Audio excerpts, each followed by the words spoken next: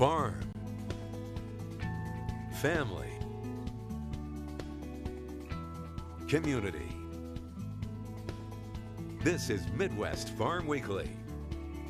Good morning, I'm Elaine Wells, and thank you for joining us on Midwest Farm Weekly. On the show today, celebrating 110 years, we will chat with Lamers about being a fifth-generation business providing fresh milk to our community.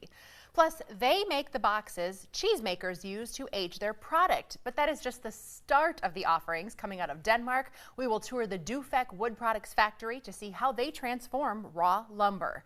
And you could call it a shroom boom. Mushrooms are in demand and you can grow them at home. We'll meet a local farmer teaching people the craft. In your news headlines, Wisconsin's poultry industry faces a challenge with a case of highly pathogenic avian influenza now confirmed in a Washington County flock. 41,000 commercial birds at a facility are impacted by this news. Statewide farmers are urged to maintain strong biosecurity measures. Frequent hand washing is crucial to prevent virus transmission. They say you should regularly clean and disinfect tools and equipment used with your birds. Limit access to your flock to authorized personnel only. Isolate new birds from existing flocks for at least 30 days. And if possible, keep your birds indoors to minimize contact with wild birds. 47 farmer-led groups in our state were awarded $1 million from Wisconsin. These grants support producer-led conservation solutions by encouraging innovation and farmer participation in on-the-ground efforts to improve Wisconsin's soil health and water quality. This is the 9th round of grant awards since funding was first made available in the 2015-17 biennial budget. The Department of Agriculture says this grant cycle funding will support 4 new groups while helping veteran groups continue to advance their work. At last count, Wisconsin was home to just over 64,000 farms. I had the chance to speak with our state's ag secretary, who is optimistic we will maintain our place as a leader in this industry. You know, the best way to look at sustainability, in my view, and I've talked to farmers about this, is my business sustainable? Am I still going to be farming 5-10 years down the line? And Wisconsin, obviously, there has been some dairy farm loss across the United States. But even though the numbers are a little different this year than they were 5 years or 10 years ago, Wisconsin still has almost 25% of all the dairy farms in the United States of America. Think about that. That is really impressive. And a lot of other states find that out and they go, wow, that is surprising. And I tell them it's not surprising because we're America's dairy land for a reason. And it's because, big, medium, and small, we believe that we need them all to be successful in the state of Wisconsin. And farmers can find their business model that works for them, and that's a good thing. We have a powerful processing industry. We have places that we can market our products nationally and internationally. So all those things can kind of work. And it's not to say that there aren't stresses, because there are. And you're right, Melaine, prices can continue to be a challenge, but Wisconsin has this really wonderful foundation, and it's because of the ethic of the farmers and the infrastructure we have here. U.S. beef exports to Central America have gained momentum in recent months. It's fueled in part by promotional activities funded by the Beef Checkoff program. January to October exports to Honduras increased 17% from a year ago, and beef exports to Costa Rica picked up as well this fall. Overall, exports of U.S. beef dropped nearly 15% in 2023. South Korea, Japan, and China remain our biggest markets. However, U.S. beef was exported to more than 120 countries last year. Speaking of U.S. beef, there are several workshops coming up in our state with a focus on producing quality meat. There are 4 sessions. The closest for our viewers is taking place in Bonduel on February 9th. Topics include in-demand types of cattle based on consumer preference. There will also be discussions on feeding and management to produce finished cattle that packers are seeking and pre-harvest factors that could impact meat quality. The workshops are free to attend. You do need to register ahead of time. Since 1905, Duc Wood Products has offered quality in wood. This 4th-generation family-owned business is tucked away in Denmark. Their rich history and willingness to innovate has helped them grow to serve customers in the U.S. and beyond. What our products do is go to companies who then use them to market their own product. We do most of the stuff that we make has other companies' logos on them. From shipping solutions to storage, display, and delivery, if you can dream it in wood, this team will make it. The key of our survival is our diversification. So we have different seasons and different products, and it just kind of keeps us busy year-round. And we can kind of, when the economy slows down, we're usually always just pretty busy. And we kind of get through all the slow times. If you've ever purchased aged Wisconsin cheddar cheese, it was most likely aged in a Duc wooden cheese box. Their products are created using tension and staples, not glue, making them food safe. When they started back then, they made round wooden cheese boxes, which we still make today, are the only one left in America that still makes round wooden veneer cheese boxes. Evolved from that and building materials and wood shingles to my grandpa then built soda cases and wood beer cases, and then evolved into when soda cases went to cardboard, then evolved into pallets and crates, which we currently still build today and still build the original cheese box that we started out with. The business started in Stangleville but moved to Denmark following a fire in 1912 to take advantage of the newly constructed railroad in town. Production continues today in that two-story factory built in the early 1900s, though the true root of the business is in the Wisconsin woods. Forestry is considered agriculture, so we take down from trees to finished product, and we have a sawmill up north, so we buy timber, we cut boards, we send them down here, and they make finished products. So we're kind of vertically integrated from the woods to the customer. With a team of 150, they make a big impact on the industry while leaving a small footprint on the planet. Our only waste that we really produce is like scraps from the employees' lunch. So even down to all our waste, we grind into sawdust, which then we sell to local dairy farmers, who then use it in their barns, and then it goes back out in the fields. So it kind of makes the circle. A timeline Andy hopes will continue for generations to come. Yeah, I always say I'm kind of the custodian of the business for great grandpa, and hopefully I can pass it on to, I have 3 boys, and hopefully I can pass it on to them. Duc's Cheese Box was recently nominated as one of the coolest things made in Wisconsin, and they also recently built the board for a Guinness World Record event for the largest charcuterie board. We want to send congratulations to our newly crowned 2024 Wisconsin Fairest of the Fairs, Kelsey Henderson, 21-year-old agriculture business student from Racine County. For 58 years, the Fairest of the Fairs program has chosen an ambassador to champion the educational, agricultural, and community spirit of Wisconsin's 75 county, district, and state fairs. 35 contestants from around the state competed for this title. Several representatives from local counties made it to the top 10. That includes Mandy McClone from Shawano County, from Winnebago County, Amber Hammond, and Emma Dworak representing Manitowoc County. Congratulations to them all. Still to come on Midwest Farm Weekly, a nationwide milk carton shortage left school districts scrambling to serve kids. We will check in on our local supply chain.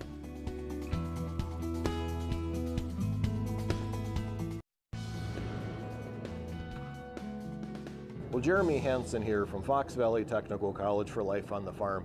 And joining me today is Eric McGuire from Lamers Dairy. Eric, thank you so much for your time today. Yes, thank you for having me, Jeremy. So I wanted to first talk to you about, we have an event coming up, National Milk Day. Could you tell me a little bit about what National Milk Day is? Sure. National Milk Day is January 11th, and it's been celebrated since approximately 1878. And the history behind National Milk Day is that is when milk was first packaged in the glass bottles with a wax seal. And they're celebrating the preservation and the added shelf life of the product. Well, thank you for that explanation, Eric. Lamers Dairy also has celebrated a recent milestone as well, correct? We have, yes. We've been in business since 1913, so we're celebrating 110 years in business this year. And Eric, you get milk from some local farms around here, correct? Yes, that's correct. All of our farms are within 30 miles of our plants, so that way our customers know that the milk is very, very fresh and locally sourced from their friends and neighbors. Right. And so where do you distribute most of your products?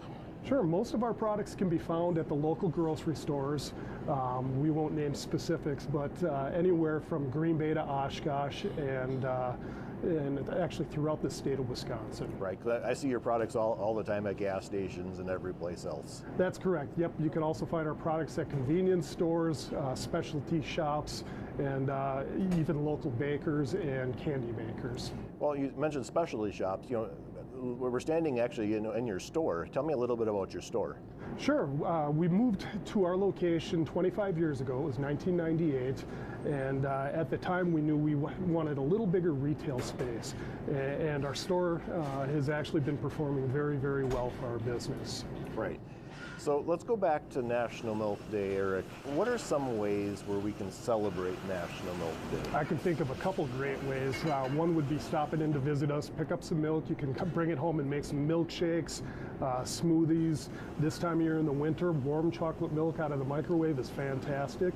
And otherwise, we also use our milk to make soft serve ice cream cones. So even though it's a little cold out, some people enjoy those year round. Yes, ice cream's always great. It's always good. You know, and final question, Eric. You know, in the media recently, there's been discussion about a milk carton shortage. Do you have any updates on that? Sure. The most recent update is the suppliers are still trying to work their way through the shortage a little bit.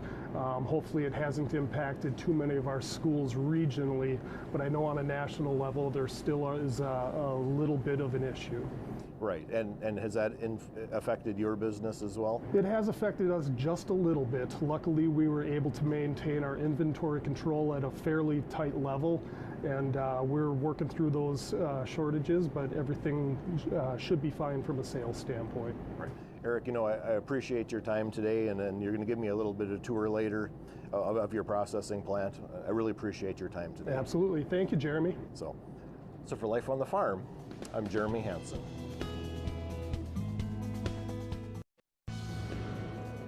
A groundbreaking in De Pere clears the way for a new soil health education facility. Local 5's Ryan Kudish finds out what benefits it will have. The Soil Health Education and Demonstration Facility, or SHED, is a 30-acre parcel and became possible through the Oneida tribe. Partners of this site include New Water, Fox River Watershed Alliance, and Outagamie County. Greg Bannock, Land Conservation Director for Outagamie County, explains what this site will help to do. The thing that we're really trying to help the ag community work toward is continuous cover on the land. So, you know, not having a bare soil for 4 or 5 months out of the year until the next year's crop can be established, and then planting green into that cover crop so that there's always a living root in the ground and there's not bare soil that can run off. With sustainability in mind, Bannock says there are important benefits to improving soil health that this site will help achieve. Improving soil health really helps to improve soil structure, which has multiple benefits. It helps increase infiltration, reduce runoff, and sequester carbon, which all help to reduce greenhouse impacts. Bannock goes on to say there are even long-term benefits to improving soil structure, including less runoff for flooding downstream and less nutrients for harmful algal blooms. And this site is also home to specialized equipment that they can demonstrate through various workshops throughout the year. Bannock says his team will be involved in helping farmers make tweaks to their operation. And they can either bring farmers out here, look at what we're doing here, or they're happy to go out and work one-on-one at those farms with those farmers themselves and look at their systems and help them look for opportunities that they might be able to, you know, tweak what they're doing and make some changes. And that's Sustainably Speaking. I'm Ryan Kudish, Local 5 News. Thank you, Ryan. This site will also serve as a meeting place to share new ideas related to improving soil health and sustainable agriculture. You know, mushrooms, you could say, are having a moment. From their health benefits to adding flavor in the kitchen, sales have recently exploded. We chatted with the owner recently on Local 5 Live of Stark Shrooms about the growing trend of growing mushrooms at home. Sure. So you can see this bucket right here. It's pretty simple. Any 5-gallon bucket or plastic bucket you have at home can work with just a few power tools. And then I sell any of the specialty mushroom supplies that you need. And then the other way that I teach people to grow at home is what I sell at the farmer's market, which are these grow at home kits. So all you need is this block, and it comes with a little spray bottle. and you'll just spray it a few times a day and get fresh mushrooms right in your house within a week or two. Really? I mean, Melaine and I have been known to kill succulents. Yeah, so no, we could do this? I tell people it's easier than plants. You don't have to worry about getting the soil right, or all you have to do is cut up a little hole, put it in your kitchen by the sink, spray it a few times a day, and just wait for the mushrooms to grow. Fascinating. And, so, these are all mushrooms we can eat? Yeah, so these are, I sell oyster fruiting kits and lion's mane. So lion's mane are shown here. They have a really great seafood flavor, and they can be used as a shrimp or lobster substitute in a lot of recipes. And then you can see a lot of oyster mushrooms shown there. I sell golden, pink, and blue. And blue oyster are a really delicious variety as well. And they're both strains selected to be easy for beginners, reliable producers, and if you do everything right, you should get more than one harvest from a kit as well. I was just going to ask, so we just clip the mushroom off and another one comes back out? Pretty much, that's how it works, yeah. And each kit comes with detailed instructions. My website has tons of FAQs, and then I also have time lapses that I've taken on my website so you can see what the process looks like. But the coolest part to me is that from the time you see a little bit of new growth starting, you harvest 4 or 5 days later. So you'll see it in the morning and then see it in the afternoon, and you're like, that's gotten bigger. That's growing right before my eyes. I'm going to cook with it. Yeah, so they grow really quick, and they're a lot of fun. Why mushrooms? Why did you want to get into this? Yeah, so there was a documentary that I watched called Fantastic Fungi that just seemed really interesting to me, and they had this really cool footage. And then I started eating them more and thought they were delicious, but maybe I could try growing them at home. I thought that'd be fun. I grew up gardening, and so then I started with that and thought maybe other people would like that experience. And clearly they have, because I keep selling out of Mushroom Workshop spots, and people have been buying the grow kits. So yeah, I think the Fox River Valley has been aching for a mushroom outlet. So. What if I have no idea what to do with this once I've harvested it? Do you have some ideas, recipes, ways to cook? So I'm starting to work more with some local chefs that also sell at Rick's Farmers Markets and get some recipes on my website. I have a few right now. But yeah, a lot of times I recommend them almost as a meat substitute is one way to approach it. So blue oyster have a very meaty flavor. If you chopped it up fine, you can almost use it like ground beef. And the lion's mane, like I said, it rips apart and has a texture similar to a lobster meat or a crab meat. You can shop online and buy direct, or you can find products from Stark Shrooms at Produce with Purpose Market in Darboy. They also have several mushroom workshops in store for the year ahead.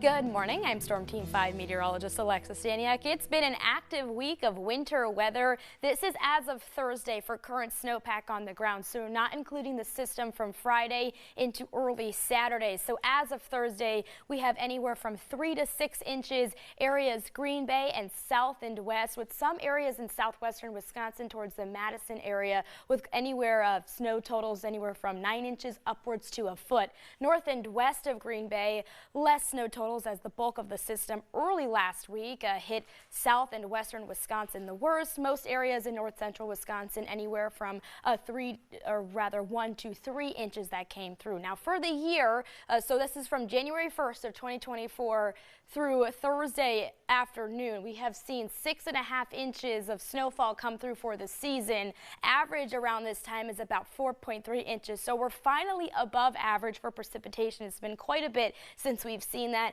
And we're past where we sat this time just a year ago.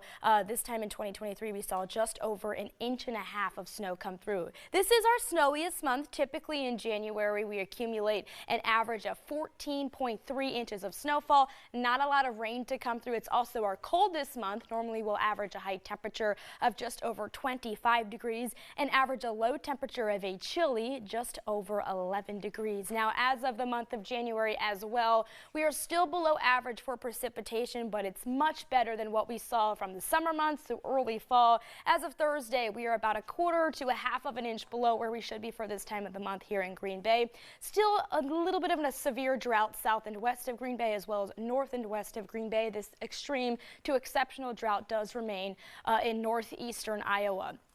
Now, through the next 10 days, this is including the snow system that came through Friday into Saturday. The GFS model showing us a little bit more snow to come through, especially headed over towards western Michigan and up north towards the upper peninsula of Michigan. Not a lot of rain, though. Notice we only will see anywhere from 1/4 up to maybe 1/2 of an inch of liquid precipitation to fall within the next week and a half stretch, and that's because of how cold our temperatures will get. Saturday, 23 degrees. Look at Sunday and Monday and Tuesday. High temperatures only in the single digits. That means low temperatures and wind chill values will be below 0. It's going to be very chilly out, 11 degrees on your Wednesday. We start a slow warm up as we head closer to your next weekend. The Climate Prediction Center does keep us with these below average temperatures for the next week and a half or so. So winter is finally here. Snow's a good thing though. That cold weather wouldn't have been good for our alfalfa field, so we're happy to have that insulation. Exactly. Thanks, Alexis.